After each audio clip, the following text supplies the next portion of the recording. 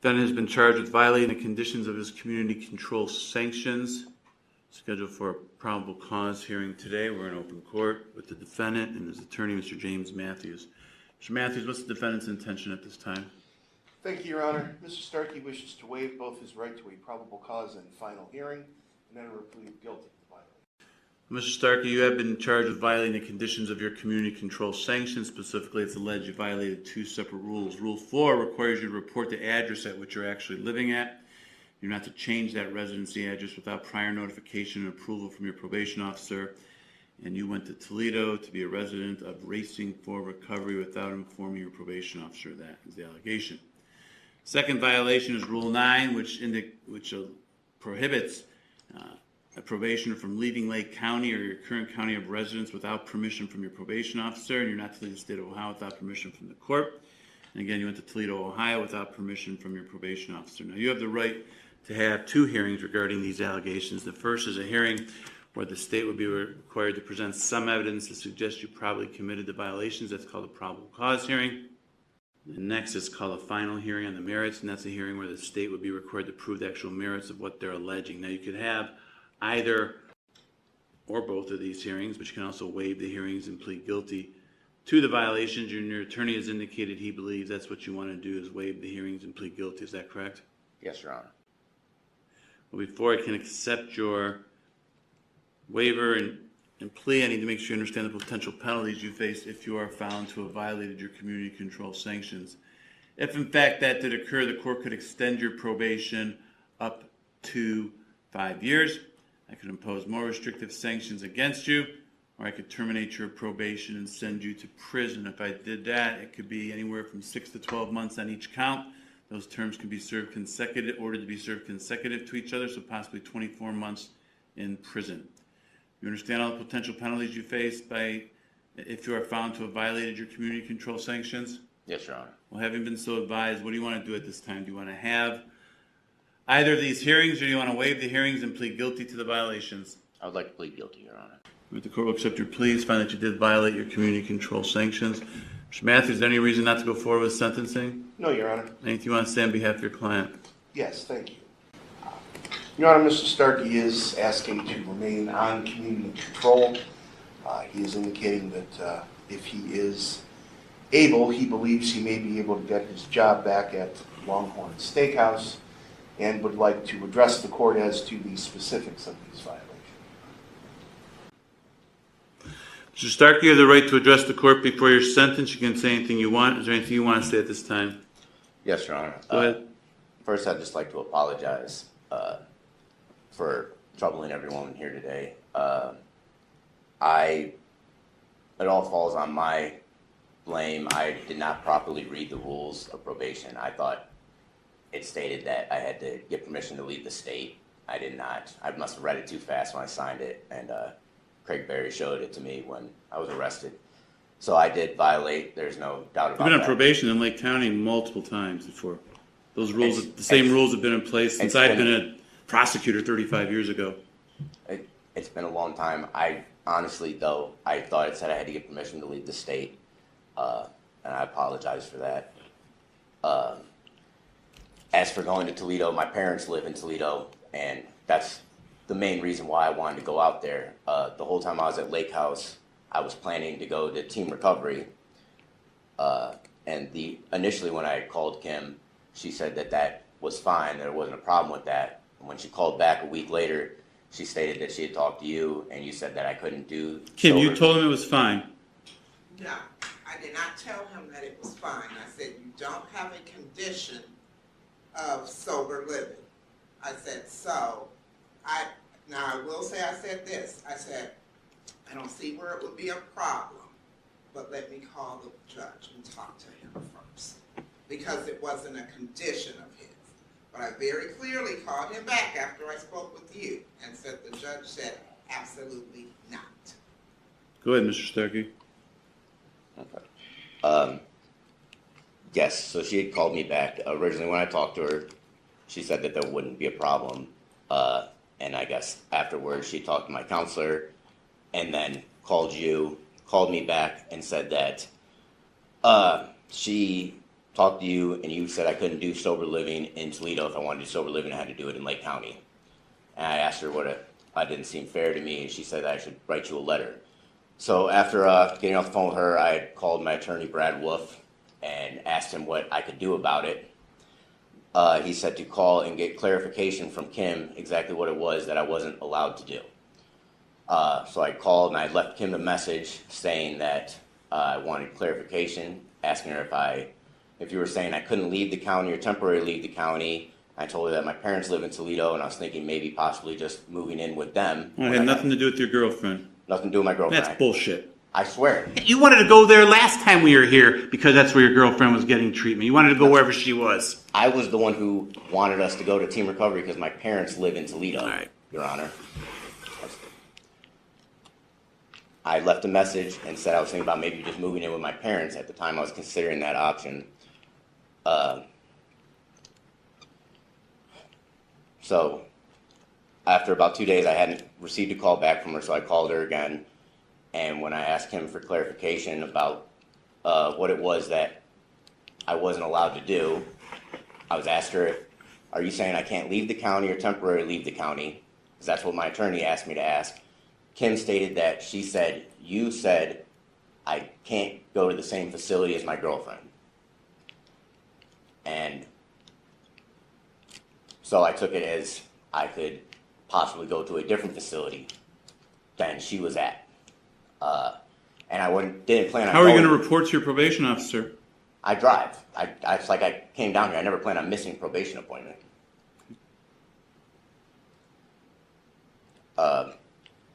So when I got out I worked all weekend at Longhorn. On Monday, I drove up and met my parents and my girlfriend for lunch. My parents had found the Racing for Recovery, which is about 5-10 minutes down the road from them, and it was about 30 minutes from the facility where my girl's at. And they did intakes on Monday. So after we had lunch, I drove there to see if they accepted my insurance and if I could get into this facility, it was like a PHP level type care. I was in class all day. They accepted me. The next day when I talked to the case manager, I told him I was on probation. I still had to report every week, and he said that was fine. And if I ever needed help getting to probation, they would drive me. And he was going to reach out to Kim, and I told him I had to go the next day for probation meeting. Afterwards, I guess he had talked to Kim. I tried to call her when I got out of group, but I didn't get out of group till 5:30. So she was already out of the office. I called her first thing in the morning when I was getting ready to drive back up here for my meeting. And she told me that I wasn't allowed. I apologized to Kim. I said, I'm sorry, I misunderstood. That's not a problem. I can come back right now. Told her how I could still live with my aunts. Apologized. I hadn't even brought really anything up there with me yet. Everything was still at my aunt's. So I came back. I apologized. When I got arrested, I asked Craig Berry to show me the rules. I reread the rules. I did sign it, and I did leave the county without permission, and I am sorry about that. I was only trying to get out of Lake County because I feel like for my recoveries, for my best interest in my recovery is to get away from the people and places that I used at here in Lake County. And I thought being around my parents who are not, they don't have a problem with drugs or alcohol, and I have a big family support up in Toledo area, which is why I wanted to go up there, Your Honor. I was never trying to manipulate or play the system. I was trying to do what I thought was in the best interest for myself at the time, and I thought I was doing it within the rules of probation. I realize now that I was not, and I'm very sorry about that. If you do see fit to let me continue probation, I do not have a problem staying in Lake County. I have a good support system out here with the people I've met in the rooms and my aunt and cousins who I stay with. I had a job at Longhorn. It's only been a week since I've been locked up. I think they would be willing to keep me hired when I got out and called them. I was planning to do aftercare at Signature Health originally, was what I had signed up for when I was at Lake House, so I would still be receiving treatment. I just apologize sincerely. I did not try to play or manipulate. I really was just trying to do what I thought was best interest for myself, Your Honor, and I'm sorry. Had you registered in Lucas County, the Sheriff's Department, when you went there? I was planning on it. I never got around to it. I mean, I only spent one day there, basically. Anything else you want to say? I just, again, apologize, and I know it's my second violation, but, Your Honor, I am probationable. I don't plan on getting high. I don't plan on breaking any laws. I'm trying to do the right thing, Your Honor. And I apologize for Kim for the misunderstanding. I was not trying to, manipulate or anything. I was just trying to do what I thought was best for my recovery, and I did what I thought was best. I didn't realize I needed permission. All I really have to say, Your Honor. I'm sorry again. Your Honor, can I say one thing? Please. So even while Nathan was still at the lake house, we had the conversation that he was not allowed to go to Toledo, and that if you wanted to do sober living, you needed to do it here in Lake County. So that was a conversation prior to him even leaving Lake House.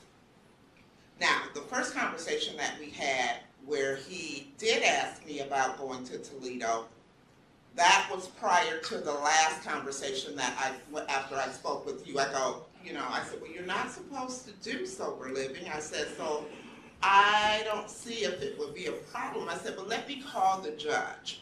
I said, let me talk to Judge Collada.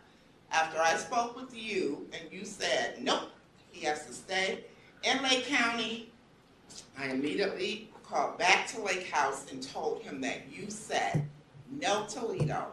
If he wanted to do sober living, it needed to be in Lake County. So that was clear. I just want to let you know. Okay, appreciate that. Your Honor, that was why I called back for clarification, though, after that, because I didn't understand. What's not to understand? What if I... No, you can't go to Toledo. If you're going to do sober living, it has to be in Lake County. Was what I called back to ask, or see if she was saying. I asked her, were you saying I can't leave the county or temporarily leave the county because I want to know what if I don't do sober living? And she said that the judge just said I can't go to the same facility as my girlfriend. This court has considered the pre-sentence report and investigation that was originally prepared, consider the facts and circumstances of the underlying offense, the nature of the offense. I've considered everything that's been said here today. I've considered the defendant's performance on probation. All this is considered in light of the purposes and principles of felony sentencing set forth in 292911 of the revised code. For the factors in 292912, I'm going to incorporate all the findings I made at the time of the original sentencing hearing concerning the seriousness factors and the recidivism factors, with the additional finding today that the defendant has once again failed to comply with the previously imposed sanctions ordered by this court. The defendant got a big break to begin with in this case at the time of his original sentencing. He had just been released from prison not too much before he decided to sell drugs. He had two separate transactions which he was convicted of. Despite that, not only did I give him probation, but I gave him work release so he wouldn't lose his job. And then after that was over with, he lost his job. Got violated. Should have been an easy decision to send him to prison at that point. I didn't do that. I gave him another chance. And he can say he's not being manipulative. That's clearly what's going on here. He wants to dictate how this is all going to work, what he's going to do. And that's not the way this works. He's been on probation multiple times before in the past. It's been the same rules for all these times. But despite that, he's got multiple probation violations. It's not, he says he's probationable. he's demonstrated he's not probationable, not just in this case, but all the prior cases as well. Prison is consistent with the purposes and principles of sentencing, and court finds the defendant is no longer amenable to available community control sanctions. Therefore, it will be the sentence of this court that on counts 1 and 2, defendants serve a term in prison on each count of 8 months. They should be served consecutive to each other. He's got 156 days of credit. Need to advise you upon your release from prison. You may be placed on post-release control for up to 2 years. If you are and you violate any of those conditions, the parole authority can return you to prison as punishment for violating the rules for another 8 months, the maximum being 50% of the term I just imposed. Any additional prison term imposed for violating post-release control is being imposed as a part of the sentence at this time. Court disapproves the defendant's placement in a program of shock incarceration, intensive prison program, or transfer to transitional control. Court further finds consecutive service is necessary to protect the public from future crime and to punish the offender. It's not disproportionate to the seriousness of his conduct and to the danger he poses to the public, and his history of criminal conduct demonstrates consecutive sentences are necessary to protect the public from future crime by the offender. Mr. Matthews, is there anything else for the record? No, Your Honor. Thank you. All rise.